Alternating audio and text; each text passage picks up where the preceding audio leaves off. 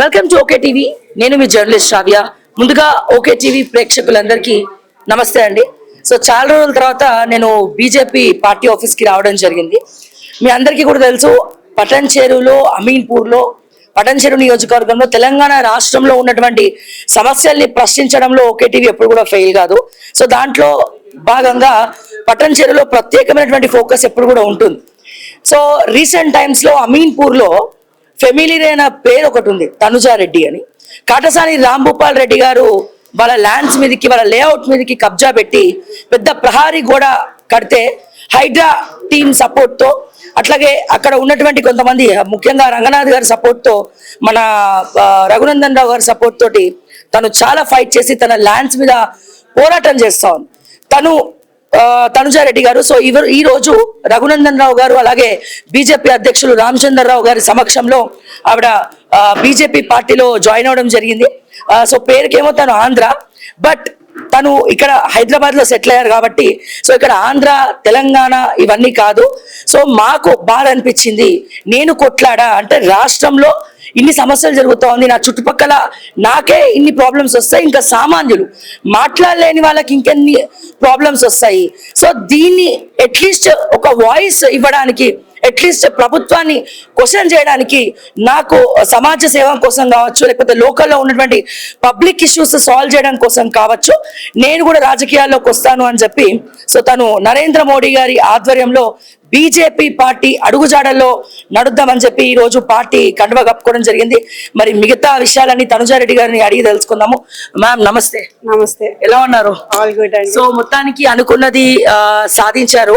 So మీ వర్గం అందరితో పాటు ఈ రోజు బీజేపీ పార్టీ ఆఫీస్ లో జాయిన్ అవడం జరిగింది, పార్టీలో జాయిన్ అవడం జరిగింది. సో ఏ రకంగా చూసుకోవచ్చు? జనరల్ గా మేమందరం కూడా జై తెలంగాణ అంటా ఉంటాము, కానీ మీరు తెలంగాణ అయితే కాదు, మీరు ఆంధ్ర.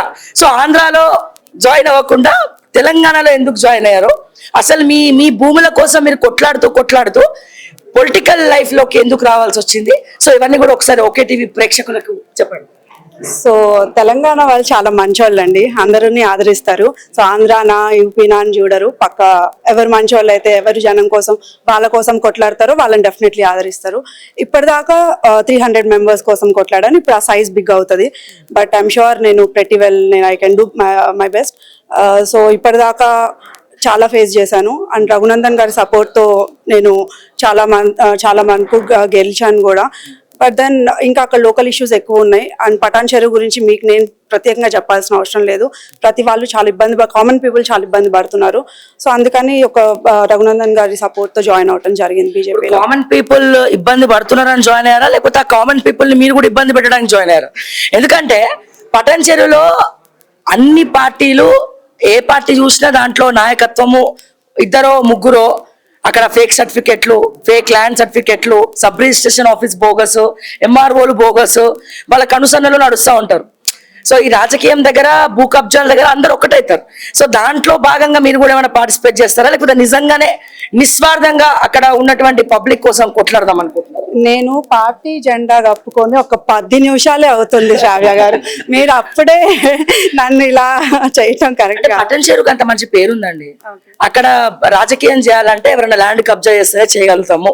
పబ్లిక్ ని ఫేక్ సర్టిఫికెట్లు లేకపోతే ఫేక్ డాక్యుమెంట్లు సృష్టించే వాళ్ళే అక్కడ బతకగలుగుతారు. ఎవరిని నమ్మాలని తెలియదు, అందుకే ఎక్స్పీరియన్స్ తోటి అడుగుతా. నేను చాలా అట్లా కావద్దని అడుగుతా ఉన్నాను. నేను చాలా ఫ్రెషర్ ని, మీరు దయచేసి కొంచెం సాఫ్ట్ గా హ్యాండిల్ చేయాలని తిట్టకుండా. బట్ ఐఎమ్ షూర్ కబ్జా అనేది వర్డ్ అయితే నేను దానికి చాలా వ్యతిరేకం.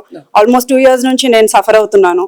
సో డెఫినెట్లీ ఆ కబ్జా అనేది జరగకుండా, ఆ వర్డ్ వినపడకుండా ఉండేలాగా నేను పని చేద్దామని అనుకుంటున్నాను. అమీన్పూర్, ప్రత్యేకంగా అమీన్పూర్ పటాన్చెరు ఏరియాలో. అండ్ మిమ్మల్ని ఇన్స్పైర్ చేసింది ఇప్పుడు బీజేపీ పార్టీలోకి రావడానికి? అండ్ జనరల్ గా ఒక 2 years నుంచి మీ ల్యాండ్ కోసం మీరు కొట్లాడుతున్నారు. సో ఆ కొట్లాట నుంచి డైరెక్ట్ గా మీరు పాలిటిక్స్ లోకి రావడానికి మీకు ఎందుకు అనిపించింది రావాలని? రఘునందన్ గారే అండి. బికాజ్ తను అక్కడ పటాన్చెరు ఏరియా మొత్తంలో కొద్దో గొప్ప ఇంకా న్యాయం జరుగుతుంది, ఎవరికైనా పేదవాళ్ళకి హెల్ప్ అవుతుంది అని అంటే అందరు ప్రజలు ఫస్ట్ గుడి కంటే ముందర ఆయన ఆఫీస్కి వెళ్తారు. సో అది చాలా ఇన్స్పైరింగ్ నాకు. సో దానికే నేను బీజేపీలో జాయిన్ అవటం జరిగింది. సో దాంట్లో మేబీ ఆయన చేసిన దాంట్లో ఒక 1% చేసినా చాలా మందికి హెల్ప్ అవుతుంది అనుకుంటున్నాను. సో ఇప్పుడు ఎక్కడ మీరు ఇప్పుడు ఇంకా స్టార్ట్ చేస్తారా? రానున్న ఎలక్షన్ లో పోటీ చేద్దామని అనుకుంటున్నారా, లేకపోతే కార్పొరేషన్ ఎలక్షన్స్ లో రీసెంట్ టైమ్ లో అమీన్పూర్ కూడా కార్పొరేషన్ అయింది కదా? లేదండి, నేను జస్ట్ ఇప్పుడే ఫ్రెషర్ ని, ఫస్ట్ వర్క్ చేద్దాం అనుకుంటున్నాను. నాకు అట్లా పని చేద్దాం అనుకుంటున్నాను, ఒరిజినల్ గా పని చేద్దాం అనుకుంటున్నాను. సో ఈవెన్ నా కోసం ముస్లిమ్స్ వీళ్ళు అయినా బీజేపీలో నేను పిలిచానని వచ్చారు. సో వాళ్ళకి నా మీద ఉన్న నమ్మకం అది. సో డెఫినెట్లీ అది నిలబెట్టుకోవడానికి ప్రయత్నిస్తాను. బీజేపీ సీనియర్ నాయకులు మనతో పాటు ఉన్నారు. అమీన్పూర్ షాబాద్ పద్మారావు. సార్ చెప్పండి, అంటే తనుజ గారితో పాటు మీరందరూ కూడా బీజేపీ పార్టీలో జాయిన్ అవ్వడం జరిగింది రఘునందన్ గారి ఆధ్వర్యంలో. సో ఏ రకంగా చూసుకోవచ్చు, మిమ్మల్ని ఇన్స్పైర్ చేసింది ఏంటి, అసలు ఎందుకు జాయిన్ అవ్వాల్సినటువంటి అవసరం ఏమొచ్చింది? మేడం, మాకు ముఖ్యంగా అయితే అమీన్పూర్లో వచ్చి మా సమస్య చాలా పెద్దది. 10 years నుంచి మేము పోరాడుతున్నాము మా ల్యాండ్స్ గురించి కానీ వాటి గురించి కానీ. ఆ సమయంలో మేడం, మేము మా సర్వే నెంబర్ పక్కనే మేడం వాళ్ళతో ఫైట్, వాళ్ళ సమస్యల మీద మేడం ఫైట్ చేసిన పద్ధతి అంటే ఆమె వెనకాల ఎవరు సపోర్ట్ లేకుండా తను నమ్మిన దానికోసం న్యాయం ఉంది తను పోరాడిన పద్ధతి అవి చూస్తుండే మేము ఇన్స్పైర్ అయ్యాం. మెయిన్గా ఏంటంటే ఇంత ఎంతమంది పెద్దోళ్ళతో ఆమె ఫైట్ చేస్తున్నాం మేము చూసాం కూడా, చాలా న్యూస్లలో చూసాము. ఆమెకు వచ్చిన బెదిరింపులు కానీ చూసాము. అయినా ఆమె వేటికి లేకుండా అంతమంది కోసం లేఅవుట్లో పోరాటం చేస్తున్నారు. Plus at the same time ఇంకా నేను పర్సనల్గా రఘునందన్ రావు గారికి ఎందుకు ఇంట్రెస్ట్ అంటే మేడం, నేను చాలా మంది పొలిటీషియన్స్ కలిసాము. ఏదైనా సమస్య పోయినప్పుడు ఎలా ఉంటుందంటే అక్కడ రియాక్షన్ చూద్దాం, అవునా నేను మాట్లాడతాను, అవునా, ఈ సమాధానాలు మాకు వచ్చేటి ఎక్కువ. అయితే రఘునందన్ రావు గారి ప్రత్యేకత ఏంటంటే స్పాట్లో నిర్ణయం తీసుకుంటారు. ఏదైనా మనకు సమస్య ఉంది ఎక్కడి నుంచి మొదలైంది అక్కడికే ఫోన్ వెళ్తారు. ఫస్ట్ ఇలా జెన్యూన్ ఉందా లేదా ఆలోచించి అప్పటికప్పుడు నిర్ణయాలు తీసుకోవడంలో మేము నిజంగా చాలా సంతోషం అనిపించింది. ఆ ఒక్క విషయంలో మేము ఆయన చాలా అభిమానులం అయిపోయాం. ప్లస్ మాకు పూర్తి నమ్మకం ఉంది మేడం, ఆయన ద్వారా మాకు న్యాయం జరుగుద్దని. సో ఆ హోప్తో మేము అందరూ ఈరోజు సంతోషంగా జాయిన్ అవుతున్నాం. థ్యాంక్ యూ అండి, thank you so much. Sir మీ పేరేంటి, మీరు బీజేపీ ఆఫీస్ పార్టీలో జాయిన్ అవడానికి కారణం ఏంటి? నా పేరు నరసింహరావు. నేను అమీన్పూర్ సర్వే నెంబర్ 199-200కి నేను ప్రెసిడెంట్ని. సో మేము ఇక ఇన్స్పెక్షన్ ఏంటంటే మా సమస్య గత 25-30 సంవత్సరాల నుంచి ఉన్నది. మేము ఎన్నో రకాల ఆఫీసులకి ఎక్కడాలి దిగడాలి ఇవన్నీ ఆఖరి విసిగొచ్చిన స్థితిలో హైదరాబాద్కి వెళ్తే మాకు మంచి హామీ ఓకే అయిపోతుందని చెప్పారు. మళ్ళీ వాళ్ళు యూటర్న్ తీసుకొని మన గందరగోళ పరిస్థితుల్ని మాకు ఎక్కడే వెళ్ళాలి, ఏం చేయాలి అనే పరిస్థితుల్లో మేము పడుతున్న సందర్భంలో ఒక ఎగ్జాంపుల్ అంటే మా 3000 మంది జనాభా ఉన్న మా ప్లాట్ బాధితులమైన మా అందరికీ ఎవరి దారి వాళ్ళు చూస్తుంటే మాకు చుక్కానీ లేని నావాలని మా పరిస్థితి అయిపోయింది. ఎవరికి చెప్పుకున్నా ఏం చేయాలి, మాలో ఎవరికి ఏం లేదు, పరిస్థితి ఏం చేయాలి అన్న పరిస్థితులు ఉన్నప్పుడు ఒక ఎగ్జాంపుల్ ఏంటంటే 193-194 సర్వే నెంబర్ నుంచి తనుజా రెడ్డి గారు సింగిల్ గర్ల్ డైనమిక్ గా ఒక రాక్షసుని లాంటి ఒక ఆంధ్ర నాయకుడి చేతిలో కబ్జా అయిన వాళ్ళ సర్వే నెంబర్ సంపాదించుకునే వరకు విడిపించుకునే దాంట్లో సక్సెస్ అయ్యారు. ఆమె పోరాట పటిమ, నిజాయితీ, నేను నాది మనది అన్న ఒక భావనతోటి ఒక గర్ల్ డైనమిక్ మా కూతురు లాంటిది అనుకుంటాం ఇంత సక్సెస్గా సాధించింది. సో అలాంటప్పుడు మనకి ఏ రాజకీయ నాయకుడు అండలేదు, ఏది కాలేదు. కాబట్టి మాకు మనలో ఒకరు వచ్చారు కాబట్టి మనం వాళ్ళకి సహాయం చేయాలి. మన ద్వారా మన సమస్యను పరిష్కరించుకోవాలంటే మేము అమ్మాయికి మేము 100% సపోర్ట్ చేస్తాము కూడా అవైలబుల్ ఉంటాము. అమ్మాయి రావడం శుభసూచకం. మా సమస్య ఈ రకంగా కొంత గవర్నమెంట్కి తెలిపడానికి ఒక వేదిక కావాలి కాబట్టి మేము బీజేపీ పార్టీలో చేరుకున్నాము. అందరూ ఇంకోటి ఏంటంటే రఘునందన్ గారు మాకు స్పోర్టివ్గా మా సమస్య పట్ల సానుకూలంగా స్పందించి మాకు కాస్త మంచి చేస్తారన్న ఆశతోటి, అది కాక ఎవరికి ఇబ్బంది లేదు, మేము పడ్డ బాధలు ప్రపంచంలో ఏ పగబడుగు ఉండకూడదు, మా సమస్య అతి త్వరలో తీరుస్తారన్న మన ఆశతోటి మాలో గట్టిగా మాట్లాడి ఎలుగొత్తే గొంతు కావాలనే విధంతో తనుజా రెడ్డి గారికి పార్టీలుగా వచ్చినందుకు మేము సంతోషిస్తాం. మేము కూడా అందరూ స్వాగతించాం. ఆమెకి పార్టీలు వచ్చిన సంతోషంగా మా అభినందనలు. Thank you so much. Sir ఇందాక తనుజ గారు మీ గురించి చెప్తా ఉన్నారు, అంటే మీరు ఒక ముస్లిం కమ్యూనిటీకి సంబంధించిన పర్సన్, కానీ మీరు భారతీయ జనతా పార్టీలో జాయిన్ అవ్వడం అనేది ఒక విశేషం అనుకోవచ్చు. సో ఏ రకంగా చూడొచ్చు మేము దీన్ని?